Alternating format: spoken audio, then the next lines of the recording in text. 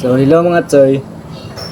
For today's video ay magtatagalog muna tayo kasi meron tayong mga followers na nagre-request na kung saan ay magsasalita daw tayo ng Tagalog kasi hindi daw nila naintindihan kung ano ang mga pinagsasabi natin o pinagsasalita natin. So for today's video guys, susubukan ko yan kasi wala namang mawawala sa atin kapag nagsasalita tayo ng Tagalog, di ba?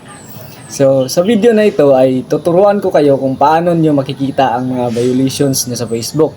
Katulad na lamang ng mga account na nire-report nyo. Yan ay kasali sa guidelines ni Meta na kung saan magiging violation yan sa inyong Facebook. At kapag meron kayong mga copyright o mga video na ginawa at in-upload na merong mga music na kung saan yan ay copyright. So, let's go. So, una, punta lang kayo sa home screen at hanapin nyo ang Facebook. Tapos sa Facebook, hanapin yung tatlong dot na yan. Tapos scroll down nyo lang. Tapos sa baba, hanapin nyo ang help and support.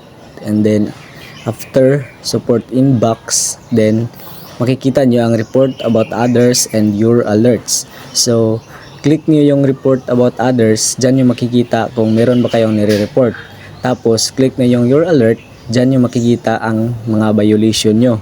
Kung meron man. So, sa akin, yan. Copyright kasi ang music na yan. So, na violation yan. Yun lang. Bye-bye!